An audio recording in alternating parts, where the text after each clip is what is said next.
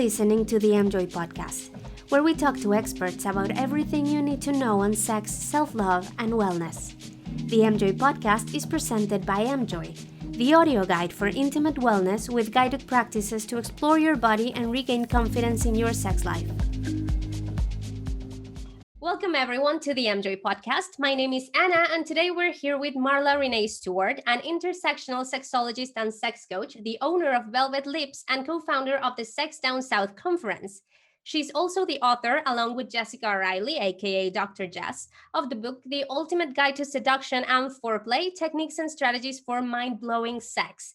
And also with Dr. Jess, she created an amazing in-depth collection on seduction, which comes out this Wednesday on the Emjoy app. And so today we have her here to talk a little bit more about it. Hi, Marla. Thank you so much for being here. I'm thrilled to have you to talk to. Hi, Anna. So much. I'm so happy to be here. Thank you for having me. I was listening to your collection and it's so interesting. And as I said, it goes very much in depth. So for today, let's start with the very basics. What is seduction? Because a lot of people think of seduction and imagine maybe something out of a movie, like an incredibly sexually forward person working hard on getting somebody else to be into them. But seduction is actually so much more than that. And I'd love to hear your input on what you see as seduction and what role it plays in a healthy, pleasurable sex life. Yeah. So in the media, we often have this, we have these images that are so pervasive of what is seductive, right? Who is seductive? What is seductive? And a lot of times those images, because they're so prominent, people come to me and they're like, well, I'm not really seductive, or I'm not. And it's just like, no, you are seductive. You have beautiful things about you. You have some really great seductive and sexual assets. We just need to figure out what they are. And so when thinking about seduction, it is more than just what you see on TV. It's about using what you have, but it's also about tapping into other people, tapping into your connection with other people. So, it's using your strengths to your advantage, and then excuse me. Oh, it's okay.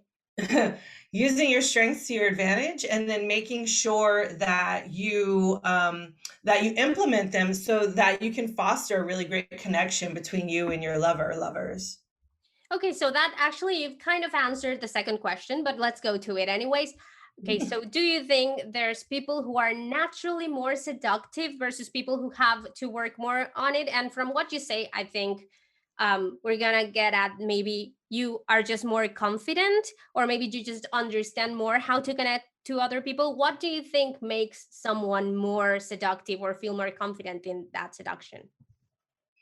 Well, it's so interesting because I was writing an article the other day and I was like, sex workers are really good at being seductive, right? They know how to tap into someone. They know how to reach and connect with someone on a very, kind of, I don't want to say like basic or primal level, but, they really know how to connect. And so when I think about like who's better at connecting than others, I would definitely be like, sex workers are really great at connecting. But at the same time, you can tap in, anybody can tap in to what makes a person a really great seducer.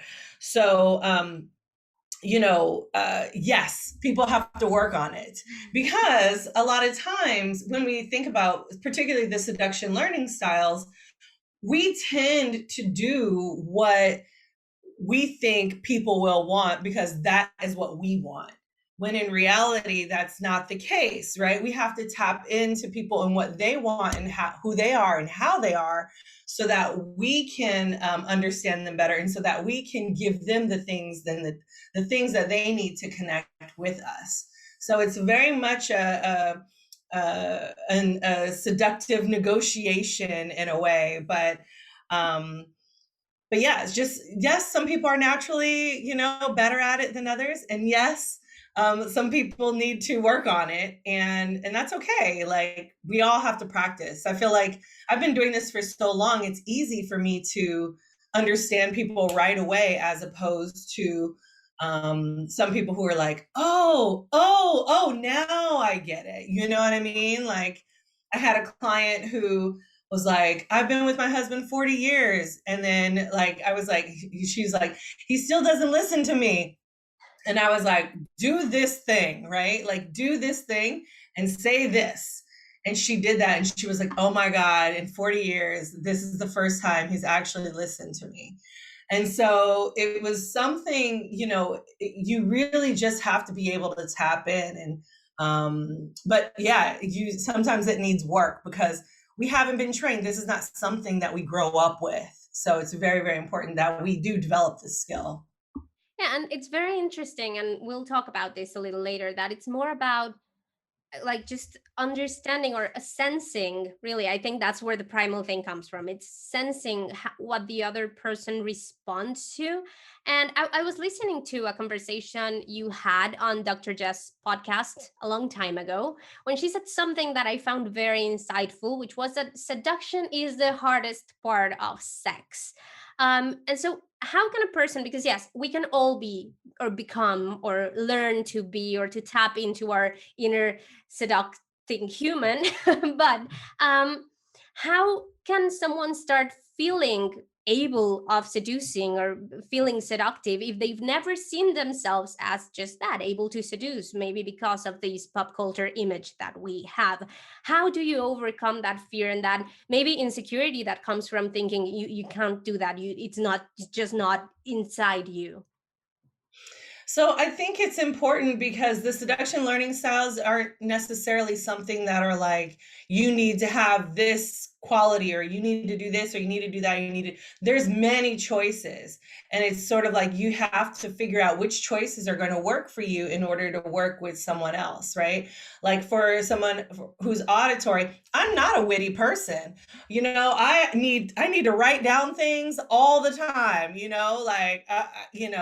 but what I can do is I can listen, I can give feedback, I can ask questions. So I can tap into other parts that are auditory that are not necessarily, that are going to be more of my strengths, right? So that is what I mean by like sort of tapping into those things. So to become more confident, it takes practice. So it really takes practice. It really, a lot of times, people are like, oh, I'm not naturally like this. No one is naturally like anything, right? A lot of times, sex was awkward for the first time for a lot of people. So anything is going to be awkward the first time, maybe that you do it. But the more you do it, the more you practice, the better you become. So, it's a matter of, hey, practice, practice, practice, pick up on things over time, and then you'll be able to navigate it much more easily, right? It's like thinking about why sex workers are so easy. Um, Yeah, so why natural at it. yeah, why? Well, it's not necessarily that it might be natural, but they're used to it because they're practicing it constantly, right? They're practicing, with people constantly. So it's really about that practice, about flirting, about, yeah, doing all of those things. And correct me if I'm wildly out of line here, but we could technically practice without the intent, because maybe like the prospect of having it lead to sex or having it have to be about sex can be daunting if you've never felt like very seductive. But maybe is this something that you could practice with like friends or just acquaintances, to just get what it is they respond to, even if you don't want sex with them, just becoming this very charming person, because it's a bit of the it's a bit of the same like like thing in essence, just understanding what the other person wants and giving it to them basically. Yeah, absolutely. So you can practice this on your coworkers, your friends, your children, like I often tell people, hey, this piece of seduction, this is really about connection. So, yes, we focus on the romantic side, the lover side, and how to connect to a lover. But for the most part, this is very like you can use this in all aspects of your life. So if you were to go to a friend and you notice, hey, my friend talks a lot. Oh, well, maybe that's because they might be auditory or when so in order for me to connect, I need to ask questions. I need to give feedback or oh, when I take my child out, they freaking touch everything, on the shelves.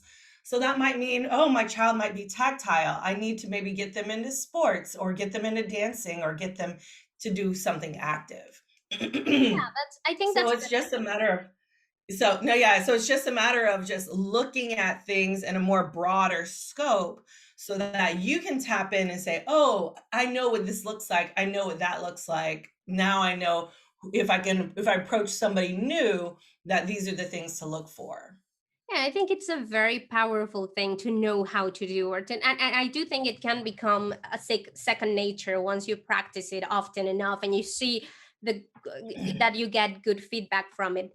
And now I was listening to your collection with Dr. Jess, which is very good, and again works a lot with works really. It's all about the seduction learning approach. So understanding whether you and your partner or potential partner are visual, tactile, or auditory.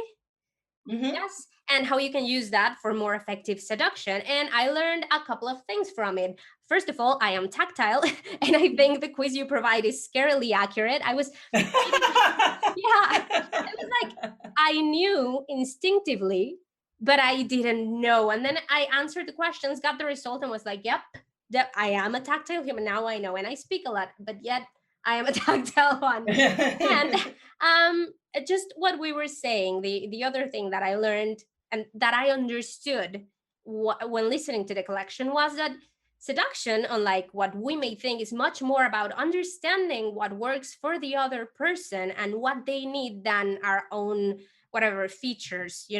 Looking at it now again, it seems super obvious, but I had never looked at it that way. So how did you come to that realization that it was about the other person, about a sort of empathy or just understanding of the other person's needs and wants and desires that they don't know they have? Yeah, that's a great question. So, it was a combination of things. One is I'm an academic at heart and a researcher. So, part of it was like, okay, I was thinking about learning styles, but then I was reading Robert Greene's The Art of Seduction.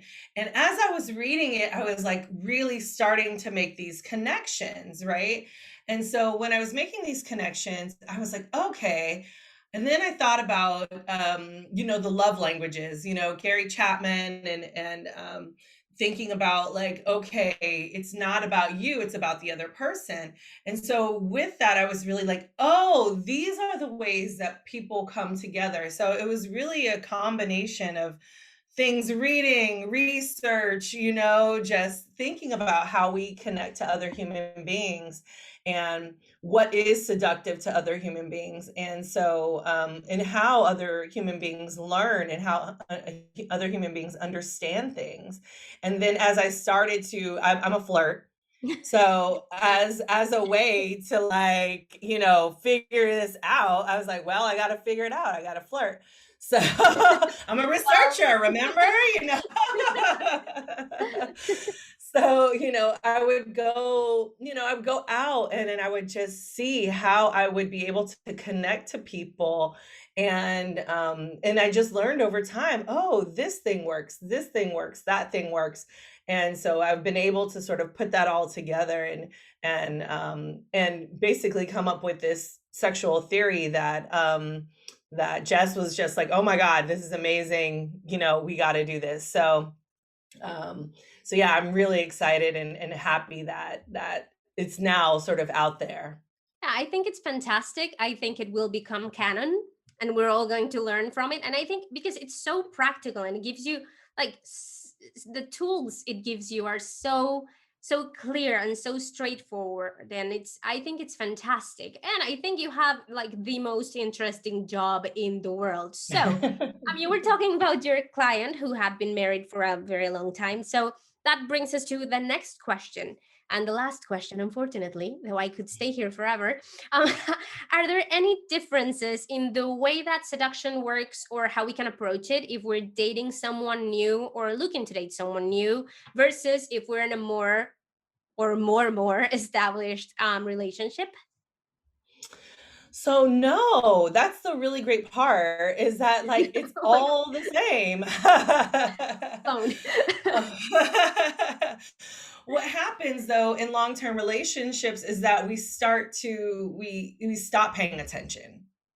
And so we're like, oh, we have them. We don't really, they're there, And so sometimes that relationship might end up, disconnecting, or, they aren't finding the connection because they're not tapping into things that maybe they could have possibly tapped into before. Yeah. And so in a new relationship, it's fun and it's easy. And you're like, oh, okay, this is what I need to do. And it's sort of, and honestly, it kind of spikes that new relationship energy.